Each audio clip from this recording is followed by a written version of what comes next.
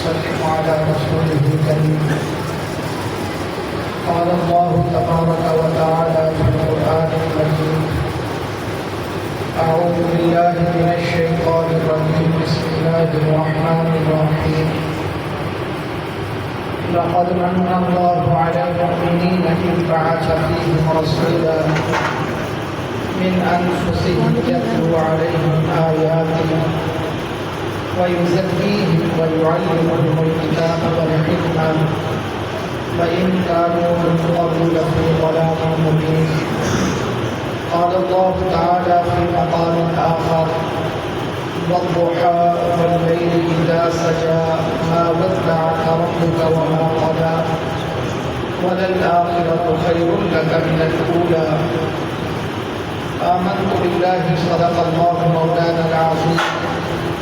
إن الله وملائكته يصلون على النبي يا أيها الذين آمنوا صلوا عليه وسلموا تسليما. الصلاة والسلام عليك يا رسول الله وعلى آلك وأصحابك يا حبيب الله. الصلاة والسلام عليك يا رسول الله وعلى آلك وأصحابك يا رحمة للعالمين. الصلاة والسلام عليك يا رسول الله وعلى آلك وأصحابك يا شفيع المذنبين. مولاي صل وسلم دائما أبدا على حبيبك خير الخلق كلهم محمد سيد الكونين والثقلين والفريقين من عرب ومن عجم. محمد تاج رسول الله كاتبة. محمد صادق الأقوال والكلم. محمد ذكره روح لأنفسنا. محمد شكره فرض على الأمم. يا رب بالمصطفى بلغ مقاصدنا واغفر لنا ما مضى يا واسع الكرم. يا رب صل وسلم دائما أبدا على حبيبك خير الخلق كلهم. حمد و ثنا کے بعد محترم محتشم سامعین و ناظرین،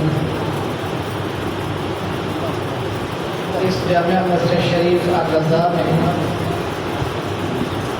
نبی پاک صاحب مولا صلی اللہ علیہ وآلہ وسلم کی ولادت سعادت کے سلسلہ میں یکم ربیع الاول سے لے کر آج تک اور کل 12 ربیع الاول کی مختلف رسول اللہ صلی اللہ علیہ وسلم کی حیات مبارکہ کے عنوانات ان پر سیر حاصل گفتگو ہوئی. آج 11 ربیع الاول ہے. بڑے خوش نصیب لوگ ہیں جنہیں اللہ تعالیٰ ایسی محافل میں آنے کی توفیق عطا فرماتا ہے. یہ اس کے محبوب پاک صلی اللہ علیہ وسلم کی محفل ہے. میرا عنوان چونکہ رسول اللہ صلی اللہ علیہ وسلم کے حسن مبارک کے متعلق ہے، مگر ایک حدیث پاک بیان کرنا چاہوں گا. حضرت سیدنا ابو ہریرہ رضی اللہ تعالی عنہ سے مروی ہے، کہتے ہیں کہ ہم نبی پاک صلی اللہ علیہ وسلم کے غلام اصحاب مسجد نبی شریف کے صحن میں بیٹھ کر ہم آپس میں گفتگو کر رہے تھے،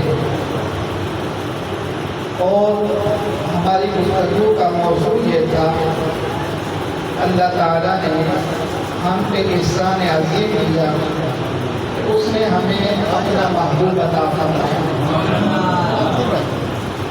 کیونکہ کتب احادیث میں یہ بات موجود ہے کہ اللہ تبارک و تعالیٰ کے نبی بھی اللہ تعالیٰ سے یہ دعا کرتے رہے کہ ہمیں اپنے محبوب کی امت سے پیدا کرنا.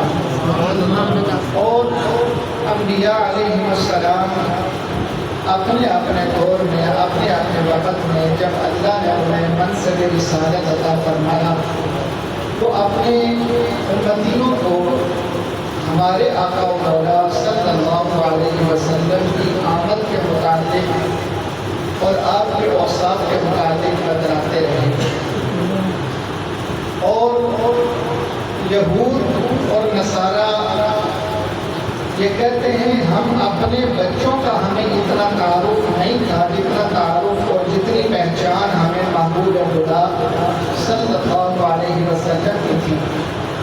تو حضرت ابو ہریرہ کہتے ہیں ہم لوگ بیٹھ کر نزل شریف میں اس بات پر گفتگو کر رہے تھے، اللہ کا شکر ادا کر رہے تھے کہ رسول اللہ صلی اللہ علیہ وسلم اپنے حجرہ مبارک سے باہر تشریف لائے، آگے ہمیں سلام کیا اور پھر آپ نے فرمایا ما اجلسکم، میرے صحابہ یہ تمہارے بیٹھنے کا مقصد کیا ہے، تم یہاں کس ارادے سے بیٹھے ہو، کس عنوان پہ کس موضوع پہ آج گفتگو کر رہے تھے؟ تو صحابہ نے عرض کی یا رسول اللہ صلی اللہ علیہ وسلم فداک ابی و امی، ہمارے ماں باپ آپ کے قدموں پہ قربان ہوں، جلسنا ندعو اللہ ونحمده علی ما ہدانا لدینہ ومن علینا بکا، ہم اس بات پر اللہ کی حمد کر رہے ہیں، ہم اس لیے یہاں بیٹھے ہیں، ہمارے بیٹھنے کا یہاں مقصد یہ ہے کہ ہم اللہ تعالیٰ کا شکر ادا کریں اس بات پر کہ اس نے ہمیں دین کی صورت میں ہدایت عطا فرمائی، اس نے ہمیں صراط مستقیم نصیب فرمایا، اور اس بات پہ ہم اللہ کا شکر ادا کر رہے ہیں کہ اس نے ہمیں آپ کا امتی اور آپ کو ہمارا نبی بنایا۔ ہمارے یہاں جو بیٹھنے کا مقصد ہے، اس کا بیٹھنے کا مقصد یہ ہے کہ ہم اللہ کا شکر ادا کریں کہ یہ جو نسبت اللہ نے ہمیں عطا کی ہے، لوگ تو مانگتے رہے، ہمیں بغیر مانگے اللہ تعالیٰ نے یہ عطا کر دیا، ہم اس بات پہ اللہ کا شکر ادا کریں کہ اللہ نے آپ کو ہمارا نبی اور ہمیں آپ کا امتی بنایا۔ اللہ کے نبی صلی اللہ علیہ وسلم نے جب یہ سنا تو آپ نے فرمایا اے میرے صحابہ کیا تم اس بات پر قسم اٹھاتے ہو اللہ کی، اللہ کو حاضر ناظر جان کے کہتے ہو کہ اسی لیے بیٹھے تھے؟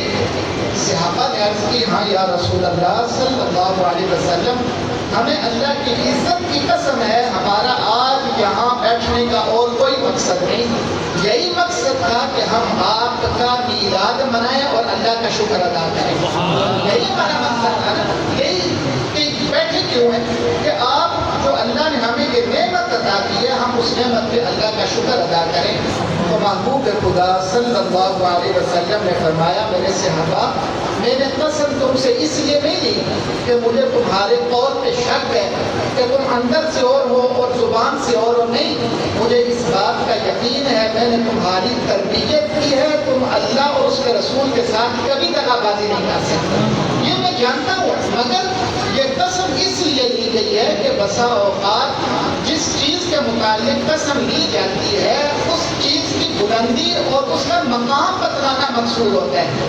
میں تھا اندر اپنے حجرے میں، تم یہاں مسجد میں بیٹھے تھے، حضرت جبریل امین علیہ السلام تشریف لائے اور حضرت جبریل نے آ کے کہا اے محبوب صلی اللہ علیہ وسلم ذرا اٹھیے نا، اٹھ کے دیکھیے تو صحیح کہ مسجد میں آپ کے امتی آپ کے صحابہ کیا کر رہے ہیں۔ مجھے آ کے جبریل نے یہ خبر دی اور جبریل نے کہا جاؤ جا کر دیکھو، پھر جبریل نے خود ہی کہا کہ فَأَخْبَرَنِي إِنَّ اللَّهَ يُبَاهِي بِكُمُ الْمَلَائِكَةَ کہ اللہ تعالیٰ اپنے فرشتوں میں بیٹھ کر آپ کے ان صحابہ کے اس موضوع پر گفتگو کرنے پر فخر فرما رہا ہے۔ اللہ یہ فخر فرما رہا ہے کہ یہ اللہ کی نعمت پر اس کا شکر ادا کر رہے ہیں۔ تو آپ لوگ یکم ربیع الاول سے لے کر آج تک آپ کے آنے کا بھی مسجد میں یہی مقصد ہے کہ آپ کے رسول اللہ صلی اللہ تعالی علیہ وسلم کی ولادت باسعادت کی خوشی کی اس محفل میں شریک ہیں۔ تو یہاں آنے والا کبھی بھی اللہ تبارک و تعالیٰ کی رحمت سے نا امید اور مایوس نہیں ہو سکتا۔ اللہ انہی کو ان محفل میں آنے کی جو ہے وہ توفیق عطا کرتا ہے جن کے لیے اللہ کو بہتری مقصود ہوتی ہے۔ یہ محافل بندے کے سیئات، اس کے گناہوں کا کفارہ بن جاتی ہیں۔ اللہ تعالیٰ نے دنیا میں جتنے انبیاء اور رسول بھیجے، ہر رسول اپنے اپنے وقت میں سب سے زیادہ خوبصورت صورت معنوی اعتبار سے بھی اور ظاہری اعتبار سے بھی اللہ اپنے وقت میں اسے سب سے بہترین پیدا فرماتا۔ حدیث پاک ہے بخاری کی، رسول اللہ صلی اللہ علیہ وسلم نے فرمایا، اللہ نے اپنا کوئی فرستادہ یعنی کوئی پیغمبر، کوئی نبی اس دنیا میں لولا، لنگڑا، کانا یا قبیح الشکل نہیں بھیجا۔ اللہ نے ایسے بھیجے ہیں کہ جن کی شکلوں کو دیکھ کے لوگ حیران ہو جایا کرتے تھے۔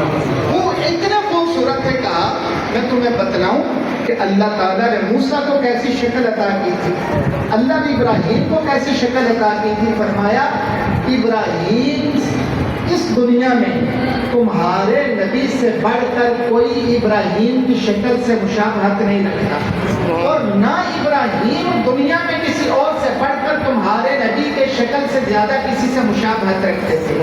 موسیٰ علیہ السلام گھنگریالے بالوں والے دراز قد تھے، اور کہا یہ ہمارے جو عرب کے قبائل ہیں، قبیلہ ازد کی ایک شاخ شنوا کے گویا وہ ایک فرد معلوم ہوتے تھے، اور کہا کہ عیسیٰ علیہ السلام ان کے ماتھے پر اور چہرے پر تل کے نشانات تھے، اور جب کوئی انہیں دیکھتا تو محسوس یہ ہوتا کہ ابھی نہا کے باہر نکلے ہیں، رخساروں پر اور بالوں پر پانی کے قطرات معلوم ہوتے، مگر وہاں پانی کا نام و نشان بھی موجود نہ ہوتا، اور کہا رہا تمہارا نبی، تمہارا رسول، اللہ تعالیٰ نے سب سے زیادہ خوبصورت چہرہ تمہارے نبی کو عطا فرمایا۔ دنیا میں جتنے انبیاء آئے سارے خوبصورت آئے، سب کو اللہ تعالیٰ نے بہترین شکل عطا فرمائی، مگر تمہارے نبی کو بہترین شکل اور بہترین آواز والا بنایا۔ نہ تمہارے نبی کی آواز سے کسی کی آواز بہتر ہے، نہ تمہارے نبی کی شکل سے کسی کی شکل بہتر ہے۔ اللہ نے سب سے بہترین شکل تمہارے نبی کو عطا فرمائی۔ اور یہ بہت سے صحابہ ایسے ہیں کہ جنہوں نے نبی پاک کا کلام نہیں سنا، صرف آپ کے چہرے مبارک کو دیکھ کر انہوں نے اسلام قبول کر لیا۔ یہ جب ابتداء رسول اللہ صلی اللہ علیہ وسلم نے اعلان نبوت فرمایا تو قریش آپ کے مخالف ہو گئے، جگہ جگہ آپ کے متعلق کہنے لگے یہ جادوگر ہے، یہ فلاں ہے، یہ فلاں ہے۔ اس نے ہمارا جو ایک منظم تھے ہم لوگ آپس میں آ کے تفرقہ بازی پیدا کر دی۔ انہوں نے یہ سارا کام اتنا جو ہے وہ پھیلایا کہ دور دور تک لوگوں میں جو ہے یہ بات مشہور ہو گئی۔ انہی دنوں میں حدیث سے بات ہے، امام بخاری نے اس کو نقل کیا، کہا کہ رسول اللہ صلی اللہ علیہ وسلم مکہ سے باہر صحرا میں جا رہے تھے کہ اچانک ایک بدو کا آپ کے ساتھ آمنا سامنا ہو گیا۔ حدیث پاک میں جب اس نے آپ کو دیکھا نا تو وہ ٹھٹک کر اپنی جگہ رک گیا، اس کے پاؤں میں ہمت نہ رہی کہ وہ اپنے پاؤں اٹھا کے آگے بڑھ سکے۔ جب آپ قریب آئے تو وہ آپ سے مخاطب ہوا، کہنے لگا اے خوبصورت شکل والے، آپ کون ہیں، آپ کا نام کیا ہے، کہاں سے آئے ہیں؟ آپ نے کہا مکہ کا رہنے والا ہوں، نام ہے میرا محمد، اور میرے باپ کا نام ہے عبداللہ، میرے دادا سردار قریش تھے جن کا نام تھا عبد المطلب۔ اس نے کہا اچھا آپ وہ ہیں جن کے متعلق قریش یہ گمان کرتے ہیں، یہ کہتے ہیں کہ آپ جھوٹے ہیں۔ اللہ کے نبی نے یہ نہیں فرمایا کہ قریش جھوٹے ہیں، حالانکہ وہ جھوٹے قریش جو آپ کے متعلق یہ بات کرتے ہیں۔ کہا ہاں میں وہی محمد ہوں۔ تو وہ کہنے لگا اللہ کی قسم ہے لیس ھذا بوجہ کذاب، جیسا چہرہ آپ کا ہے یہ کسی جھوٹے کا چہرہ ہو ہی نہیں سکتا۔ لیس ھذا بوجہ کذاب، یہ کسی جھوٹے کا چہرہ ہو سکتا نہیں۔ کہنے لگا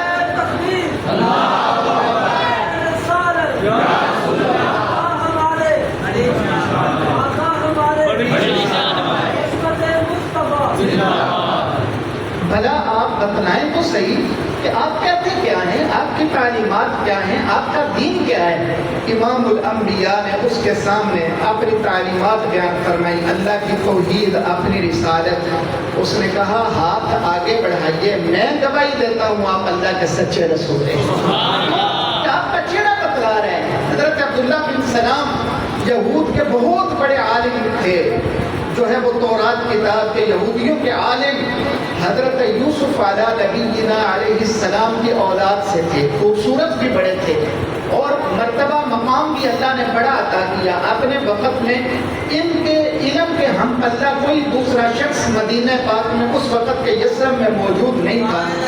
جب میرے اور آپ کے آقا و مولا ہجرت کر کے مکہ سے مدینہ تشریف لائے تو یہود نے کہا کہ اے عبداللہ بن سلام، آپ کے پاس بڑا علم ہے، آپ جائیں نا تو جا کے ان سے سوال و جواب کریں، پتہ تو چلے نا، آپ کے علم کے سامنے تو کوئی ٹھہر نہیں سکتا۔ عبداللہ بن سلام نے کئی دن لگائے، کئی دنوں کی جو ہے وہ محنت کی، کئی سوال تیار کیے، مناظرہ تیار کیا، یہ میں پوچھوں گا، وہ یہ کہیں گے، میں یہ کہوں گا، اور پھر آخر وہ لاجواب ہو جائیں گے۔ عبداللہ بن سلام کئی دنوں کے بعد تیاری کر کے جب رسول اللہ صلی اللہ علیہ وسلم کی بارگاہ میں پہنچے تو جیسے ہی چہرے مبارک پہ نظر پڑی وہ سارا مناظرہ بھول گیا۔ وہ جو آئے تھے نا تیاری کر کے کہ میں یہ کہوں گا، وہ یہ کہیں گے، میں یہ کہوں گا، وہ یہ کہیں گے، میری اس بات کا ان کے پاس جواب نہیں ہوگا۔ قریب بیٹھے رہے رسول اللہ صلی اللہ علیہ وسلم، لوگوں سے مخاطب رہے۔ آخر کو عبداللہ بن سلام بھی سامنے آئے، آگے آئے اور آ کے کہا کہ میں اس بات کا اقرار کرتا ہوں آپ اللہ کے سچے نبی ہیں، میں اقرار کرتا ہوں۔ آئے کس لیے، کیا رہے ہیں؟ حدیث پاکہ نسائی کی۔ آپ نے پوچھا آپ کون ہیں؟ کہنے لگے عبداللہ بن سلام ہوں، یوسف علیہ السلام کی اولاد سے ہوں، یہود کا بڑا عالم ہوں، تورات کا علم اس وقت جتنا میرے پاس ہے کسی کے پاس نہیں۔ تو پوچھا پھر کیسے آنا ہوا؟ عرض کی یا رسول اللہ صلی اللہ علیہ وسلم، آپ پر ایمان لانا چاہتا ہوں۔ آپ نے ہاتھ آگے بڑھایا، عبداللہ بن سلام نے پڑھا اشہد ان لا الہ الا اللہ واشہد ان محمدا عبدہ ورسولہ۔ اب یہ پڑھ کے نا خاموش ہو کے بیٹھ کے دیر تک بیٹھے رہے، چہرے مبارک کو دیکھتے رہے۔ میرے نبی نے پوچھا کہ اے عبداللہ بن سلام بتلاؤ کہ یہ جو انقلاب آیا ہے وہ کیسے آیا ہے؟ عبداللہ کہنے لگے کون سا انقلاب؟ کہا جو گھر سے تیاری کر کے آئے تھے وہ سوال و جواب کر کیوں نہیں رہے، وہ پوچھ کیوں نہیں رہے؟ عرض کی یا رسول اللہ تیاری بڑی کر کے آیا تھا، مگر اللہ کی قسم اٹھا کے کہتا ہوں جیسے بھی آپ کے چہرے مبارک پہ نظر پڑی میرے دل نے گواہی دی اللہ کا سچا رسول ہے، یہ اللہ کا سچا نبی ہے۔ آپ کو تو دیکھ کے چہرے مبارک کو دیکھ کے کلام کی ضرورت بھی پیش نہیں آتی تھی، لوگ اسلام قبول کر لیا کرتے تھے۔ عبداللہ بن سلام جب پلٹ کے گئے نا تو یہودیوں نے پوچھا، کہنے لگے کہ ہم نے آپ کو سوال و جواب دے کے بھیجا تھا، بتلائیں کیسا مناظرہ رہا؟ کہا مناظرے کی تو نوبت نہیں آئی، ہاں اپنے دل انہیں دے کے آیا ہوں اور ان کا ایمان قبول کر کے آیا ہوں۔ یہود کہنے لگے آپ اتنے بڑے عالم، ہمارے ہاں اتنا اعزاز، اتنا مقام، اور آپ ادھر کہا کہ جب میں وہاں گیا تو میں نے ان کے چہرے مبارک کو دیکھا تو پھر مجھے موسیٰ علیہ السلام کے وہ وصایا یاد آ گئے کہ آپ نے فرمایا تھا کہ اس نبی کا کلمہ پڑھ لینا تمہیں اللہ تعالیٰ ہدایت نصیب فرما دے گا۔ جنت میں جانے کا ایک ہی ذریعہ ہے کہ جب وہ آ جائیں تو پھر ان کا کلمہ پڑھ لینا، ان کے کلمے کو کبھی نہ چھوڑنا، اللہ تمہیں ہدایت عطا فرما دے گا، صراط مستقیم پہ چلے جاؤ گے۔ یہ رسول اللہ صلی اللہ علیہ وسلم کا چہرہ مبارک ہے اور قدم مبارک، جس عضو کو بھی دیکھے نا اللہ نے اپنے محبوب کو ایسا بنایا کہ جس عضو پہ نظر پڑ گئی پر اسی کو دیکھتے رہ گئے، دوسرے عضو کو دیکھنے کی پھر ضرورت اور حاجت پیش نہیں آئی۔ حضرت میمونہ بنت کردم رضی اللہ تعالی عنہ یہ صحابیہ ہے، ساری زندگی یہ ایک ہی روایت ان سے ہے، باقی کتب احادیث میں میمونہ بنت کردم کا نام نہیں آتا، صرف ایک ہے اور وہ ہے رسول اللہ صلی اللہ تعالی علیہ وسلم کے حسن کے متعلق۔ آپ کہتی ہیں جب حجۃ الوداع تھا نا، میں بھی اپنے والد گرامی کے ساتھ عرفات کے میدان میں مقیم تھی، میں نے اپنے والد سے کہا کہ آئیں اور جا کے رسول اللہ صلی اللہ علیہ وسلم سے ہم ملاقات کریں، آپ کی ہم زیارت کریں، آپ سے گفتگو کریں۔ میرے والد نے کہا ٹھیک ہے۔ ہم تلاش کرتے کرتے آئے، عرفات شریف میں آپ جو ہے وہاں ٹھہرے ہوئے تھے اور آپ اپنی اونٹنی پر سوار تھے اور اونٹنی پہ بیٹھ کے آپ اپنے اللہ کی یاد میں مصروف تھے۔ میرے والد قریب آئے اور انہوں نے آ کے آپ کو سلام کیا، میں بھی ساتھ تھی، میں نے نگاہ نہیں اٹھائی، میں نے بھی سلام کیا۔ امام الانبیاء نے اپنے جوتے مبارک میں، نالین مبارک میں اپنا پاؤں ڈالا ہوا تھا اور پاؤں رکاب میں تھا۔ کہا اللہ کی قسم، جو درمیانی انگلی تھی نا آپ کے پاؤں مبارک کی، وہ دوسری انگلیوں سے جو تھوڑی لمبی تھی اور اس کا جیسا حسن تھا، آج مرنے کے قریب ہوں، اللہ کی قسم آج تک آنکھ سے وہ حسن ہی انگلی کا نہیں جا رہا۔ جو قدم کی انگلی ہے نا اس کا حسن نہیں جا رہا، تو جس نے چہرے کو دیکھا ہوگا اس میں کیسا دیکھا ہوگا۔ تکبیر،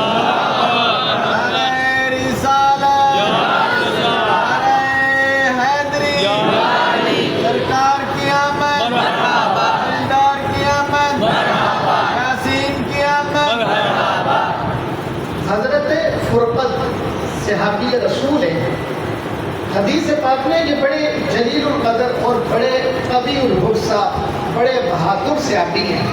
حضرت امیر المومنین سیدنا عمر بن خطاب رضی اللہ تعالیٰ عنہ کے دور میں موصل فتح ہوا تو موصل کو فتح کرنے والے سالار کا نام فرقد ہے۔ یہ حضرت فرقد صحابی رسول ہے۔ ان کی ازواج چار بیویاں تھیں۔ عرب میں آج بھی عورتیں اور مرد دونوں اعلیٰ سے اعلیٰ اور مہنگی سے مہنگی خوشبو استعمال کرتے ہیں۔ حضرت فرقد جب گھر میں آتے اتنی تیاری بھی نہ کرتے، کپڑے جو ہیں وہ بوسیدہ پہن لیتے، جہاد میں چلے جاتے، مگر جیسے ہی وہ گھر میں آتے آپ کے آنے سے گھر میں اتنی خوشبو پھیلتی کہ آپ کی ازواج اس ٹو میں رہنے لگی کہ یہ کون سی خوشبو استعمال کرتے ہیں۔ وہ کہتی ہیں ہم نے کوئی بازار مدینے کا نہیں چھوڑا جہاں سے ہم نے جا کے خوشبو نہ دیکھی ہو، لیکن ہمیں اس طرح کی خوشبو نہ ملتی جیسے ہمارے شوہر کی خوشبو تھی۔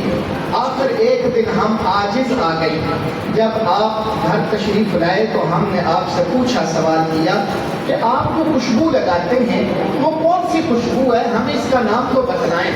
صحابی رسول کہنے لگے کہ میں اللہ کی قسم اٹھا کے کہتا ہوں میں کوئی خوشبو نہیں لگاتا، میں کوئی خوشبو استعمال نہیں کرتا۔ وہ کہتی ہے یہ کیسے ہو سکتا ہے، جیسی خوشبو آپ سے ہے اور جب آپ آتے ہیں ہمہ وقت خوشبو آتی رہتی ہے، آپ کی خوشبو کبھی جو اس کی بھی ہے وہ کم ہوتی نہیں ہے، اور آپ کہتے ہیں میں خوشبو نہیں لگاتا۔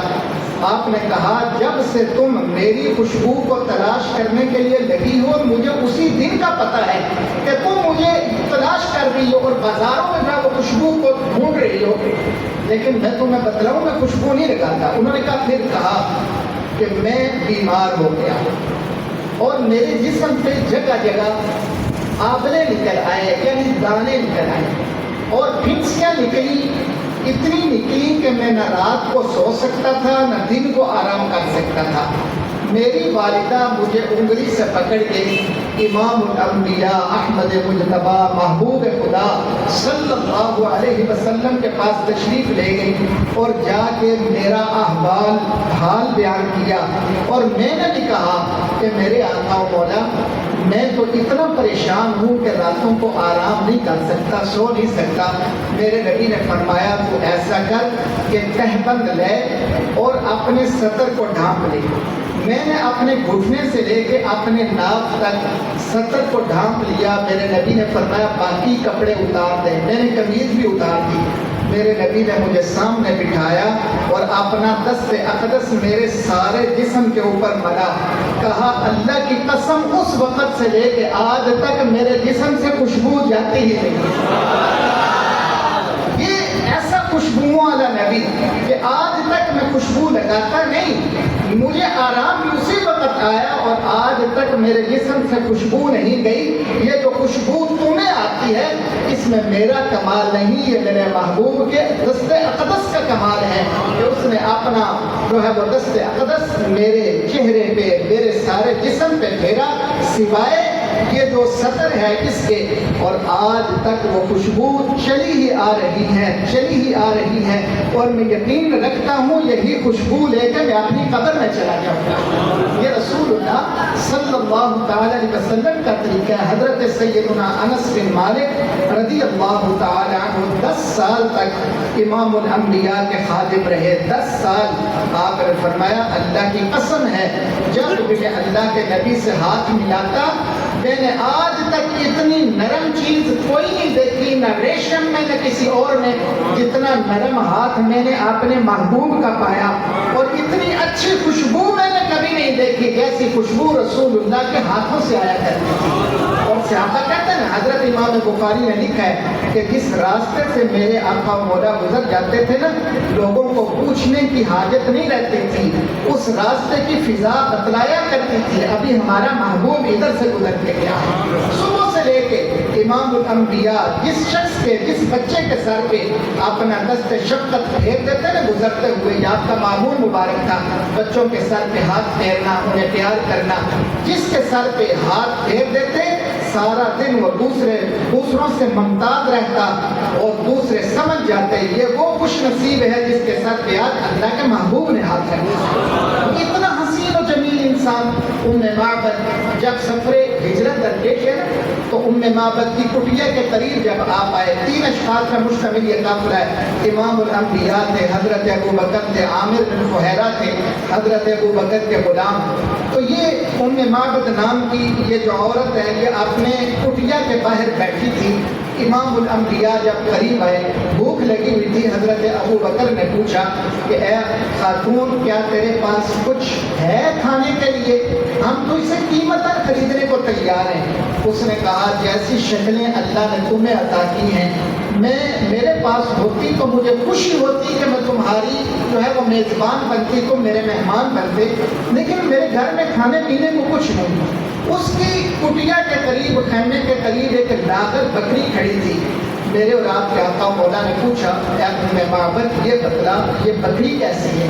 اس نے عرض کی کہ اے خوبصورت چہرے والے، اے مبارک شخص، میرا خامد دوسری بکریوں کو لے کے گیا ہے چرانے کے لیے، یہ اتنی کمزور ہے، اتنی بوڑھی ہے کہ اس کی ہڈیوں میں ہوتا نہیں، یہ چل پھر نہیں سکتی، یہ بکریوں کے ساتھ نہیں جا سکتی، میرا خامد شام کو آئے گا اس کے لیے گھاس لے کے آئے گا۔ اللہ کے نبی نے فرمایا اگر تو اجازت دے تو ہم اس سے دودھ لے لیں۔ وہ کہنے لگی اس میں دودھ کا ایک قطرہ بھی نہیں، مگر اگر آپ اس سے دودھ لے سکتے ہیں تو مجھے بڑی خوشی ہوگی۔ حضرت ابو بکر آگے گئے، جا کے اس بکری کو پکڑ کے لائے۔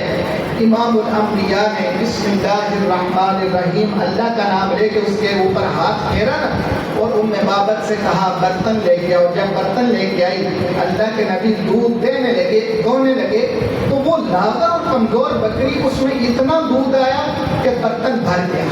اللہ کے نبی نے فرمایا اے ابو بکر اس خاتون کو پلاؤ، اسے پلایا گیا۔ پھر دودھ دوہا، پھر کہا ابو بکر عامر بن فہیرہ غلام کو پلاؤ، پھر دودھ دوہا، کہا ابو بکر اب تم پیو۔